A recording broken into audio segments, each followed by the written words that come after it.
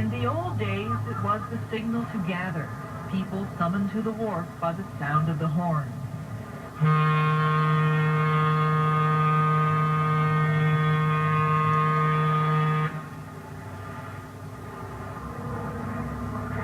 It was the sound of homecoming, of goodbyes. Sons, daughters, goods, possessions, everything came and went on the coastal boat.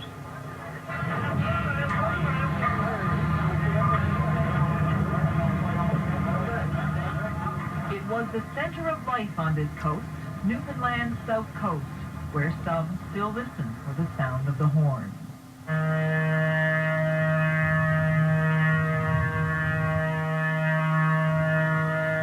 A coastal boat has been on this run for decades. Before the roads came, it was the only lifeline, and still is for the half a dozen communities that are still totally isolated. But this trip marks a turning point for them and for the rest of the South Coast. The era of the coastal boat is ending. I'm Pauline Thornhill, and this is the Taverner's last run. The Taverner will steam from here in Bay Largent to Port aux Basques and back, and that will be it. The coastal service on the island's south coast will be finished.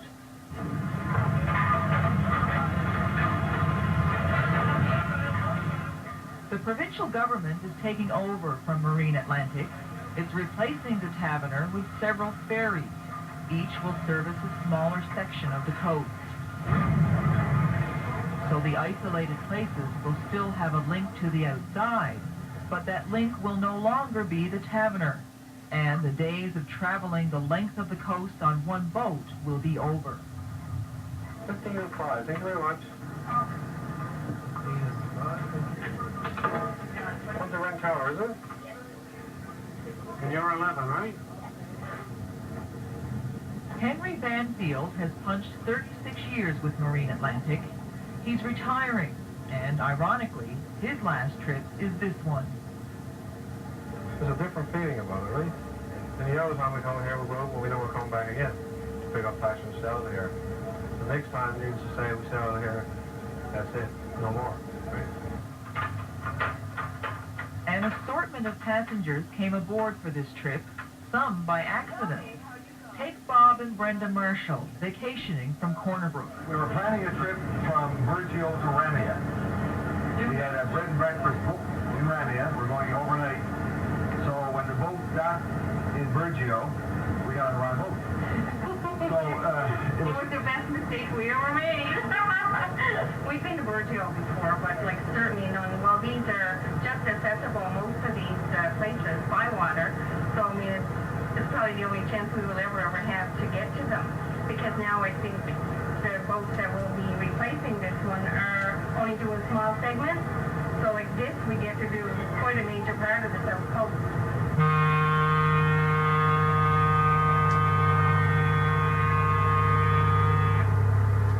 For the last time, the Taverner leaves Bay Largent with her load of passengers. Dusk closes in her wake. It's a 24-hour steam to Port aux Basques.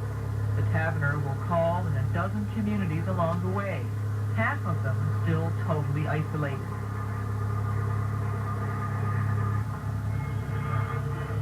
no rain. It's getting worse, though, isn't it? 45 degrees. 45 degrees. The next morning's rain is no surprise to Captain Keith Stuckless. Port Saint-Laurent. He's seen lots of this on the South Coast. He's also seen lots of the Taverner. Midships. He served on her as seaman, as third officer, as first officer, and now as master. Oh, she's a grand old lady. she's the last of the, well, the newer ships are different, and a lot of people tend to have a feeling for older ships. I guess this is the last of a breed of ships. The Taverner truly is the grand old lady of the coast. She's 33 years old, the oldest of Marine Atlantic's fleet of ships. She came on stream in the early 60s, when many outports were still untouched by novelties of the outside world.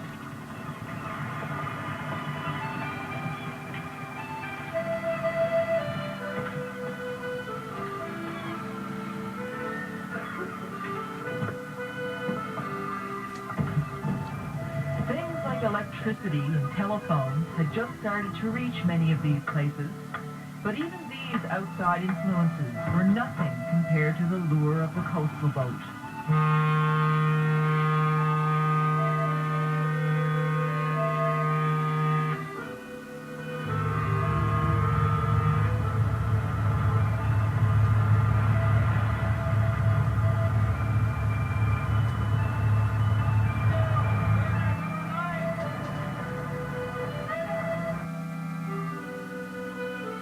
When the horn blew, people flocked to the wharf.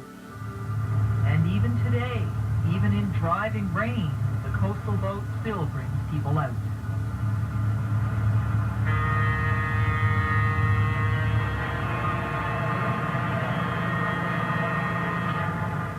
This is McCallum, one of the isolated communities about halfway along the South Coast Run, one of the places that's depended on the coastal boat since the beginning.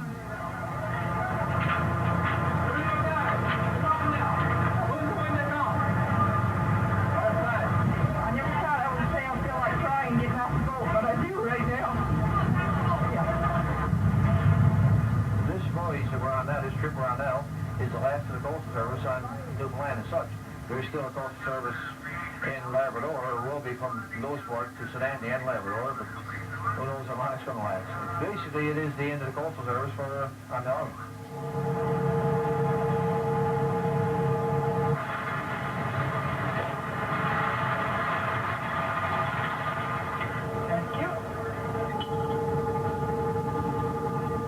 Green is from Francois, the next isolated port of call. Over the years, she's eaten her share of Taverner food, but this meal will be the last. I know I'll never have the privilege, the chance to make this trip again. And, well, it's the end of an era, and it's a sad one. And not saying like a future boat coming up is not going to be a good boat. I don't know that. But I know that it won't be as good as this. It can't take this boat's place. No matter what they do with it, or whatever, they'll never take this boat's place.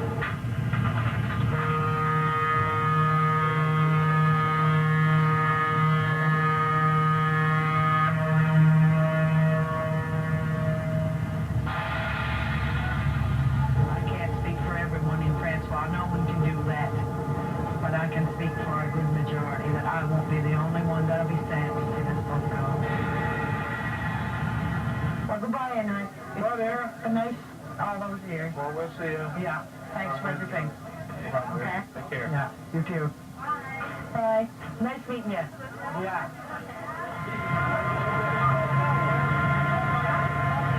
When we come back, we'll rejoin the boat in Port aux Basques, where we'll begin the last leg of the Taverner's last run.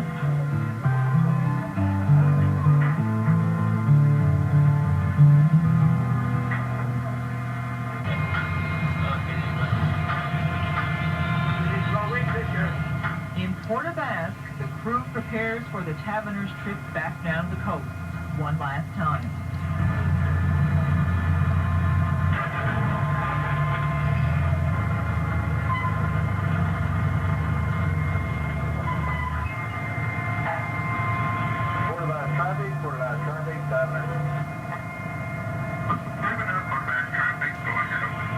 Roger, we're ready to mark down this time for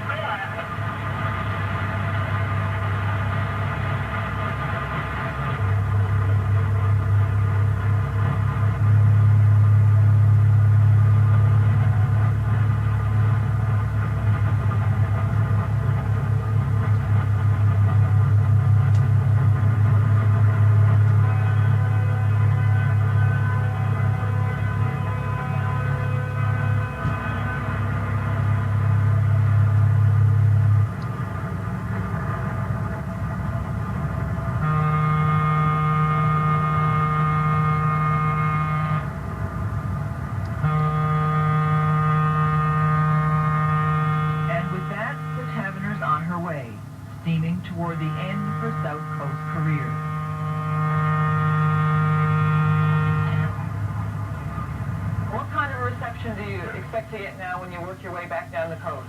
I get a feeling the waters will probably be full. You know, I don't know what the weather now today. It might not cooperate. It's gone for a lot of rain, but barring the weather, I think pretty well everybody will be down to see us getting the last pictures of this afternoon.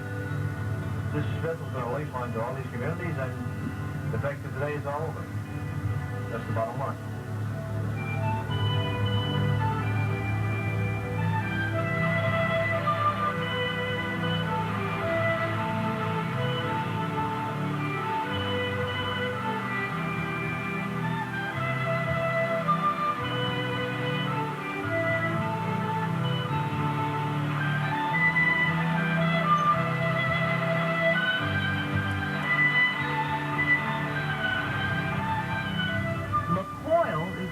Stop after Port aux Basques, another one of the isolated places that pepper the South Coast.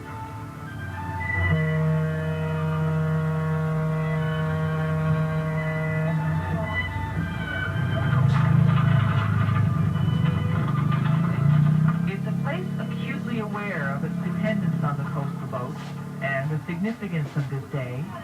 The whole school has turned out for the Taverner for the end of a chapter of South Coast history.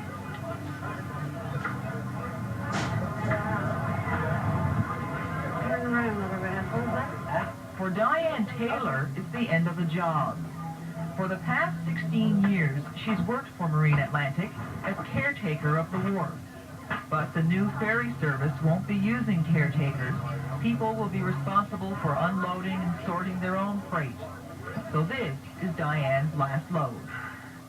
I can't express the feeling. I don't know, it's pretty hard to express, you know, after working there for 16 years and having for this to be the last day at work and last day for the Taverner. It's really difficult. I came in on the boat this morning, and when I got on it, I just, you know, got on in tears because knowing that it was going to be the last trip I was going to make on her was really difficult for me to do, you know. And so is it the fact that you're losing your job? No, it's, you know, I met so many people, you know, passengers and crew, they're all tremendous. And, you know, I couldn't ask for a better bunch of people to work with than I have. And especially the crew that's on now, but they're really, really good, you know.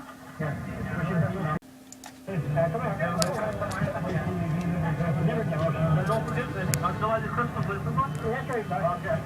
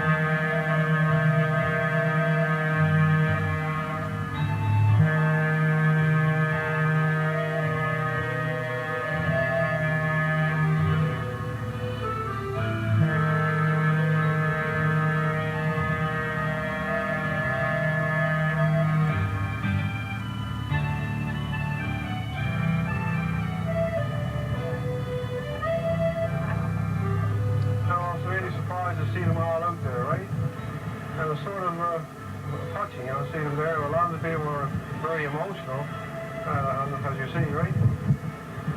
But, I don't know. It's hard to take, really. And do the rest of the crew feel the same way you do? Oh, yeah. I noticed a lot of them wasn't even on the deck.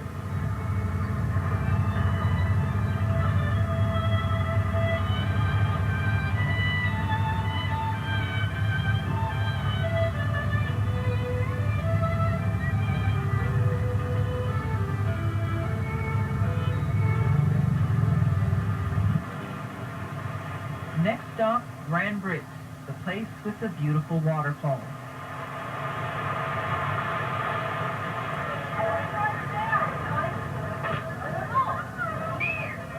Grand Brit is the smallest of all the South Coast communities, just 55 people, and like La Foyle, totally isolated.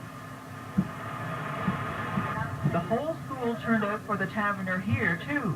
All 6 students, the whole school, and every video camera in the harbor.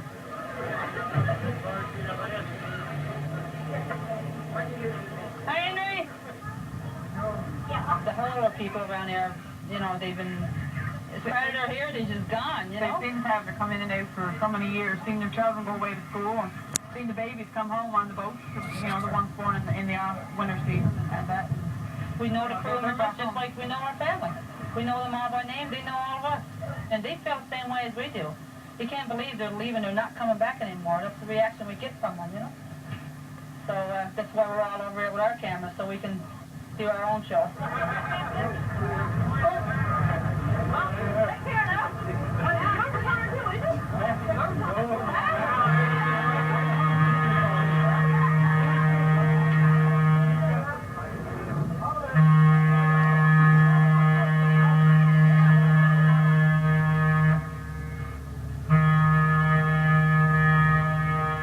One more community bidding the Taverner final farewell. One more harbor that will never see a coastal boat again. Do you remember, Robert, from the last time you were here? 70 years ago? Yeah, again, yeah. They say the water Once I saw it, I could, the water ball in the church here, when you're going in, it's beautiful. It's almost like a postcard. yeah, that's right, yeah. It's 26 miles out from Brandrett to Burgeo. Oh, yes, yeah. Marion Stuckless is Keith's wife. When she last made this trip, she was pregnant with their first child, 17 years ago, when it seemed like coastal boats would be around forever. I wanted to see the last one, see what the reaction of the people, and see what it was like, just the reaction of the crew, and sad. Just at the Port of Bass, like, you go down for a cup of coffee, and like usually there's always somebody there to share a joke or whatever, but it seemed like people were, 2 or 3 people off in the corner, they'd be talking, like, you could sense, like, it's almost like you're in a morgue. Not like a celebration, more like a funeral one.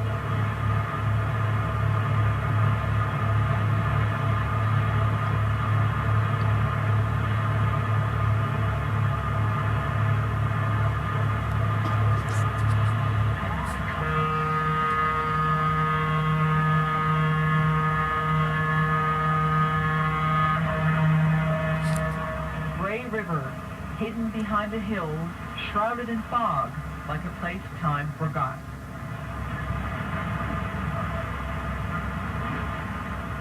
But change will come here too, as in all the other South Coast communities.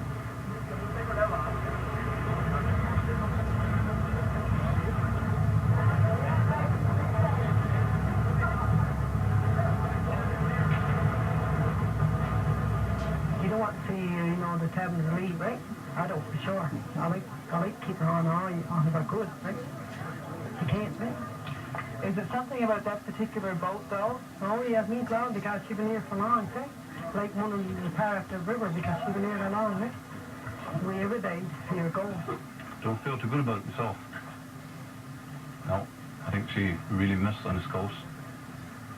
No, I don't think service, what we're going to get in the future, is ever going to be like what we served by CN, right? Or Marine Land, whatever.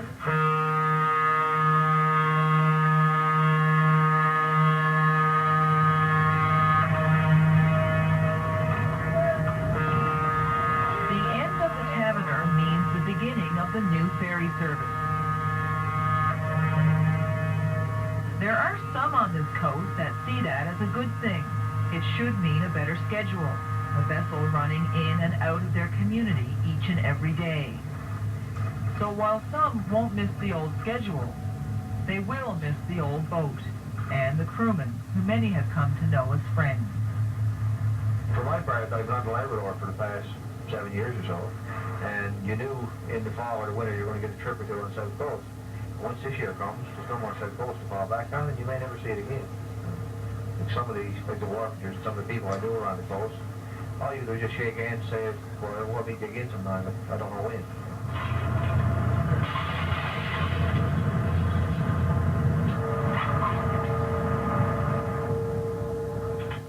This trip also marks the last time this crew will be together. Thank you, sir.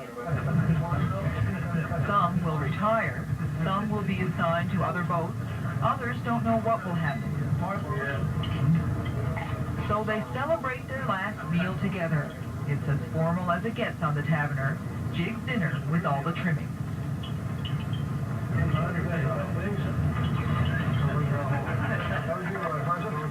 The meal marks the end of a journey. Before long, we're back in Bay Largent. Here, the last of the passengers get off, the last of the cargo is unloaded, and the Taverner's South Coast career comes to a close.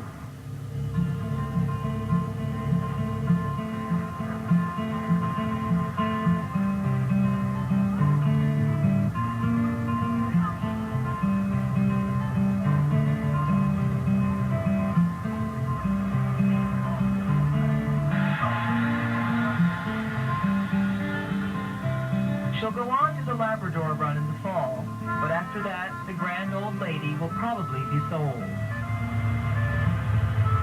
The official end to one of the longest chapters of South Coast history.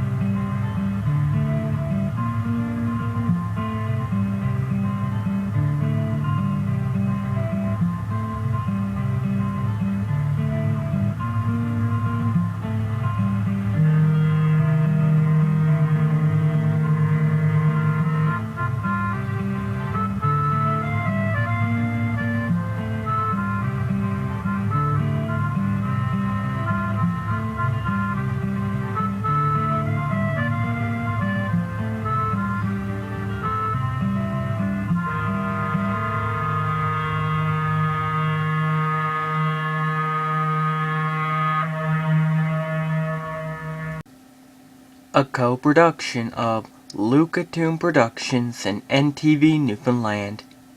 Science. It's giving us the framework to make things clear. Sprint PCS is proud to support Land and Sea. The Corporation for Public Broadcasting, the National Science Foundation, and viewers like you.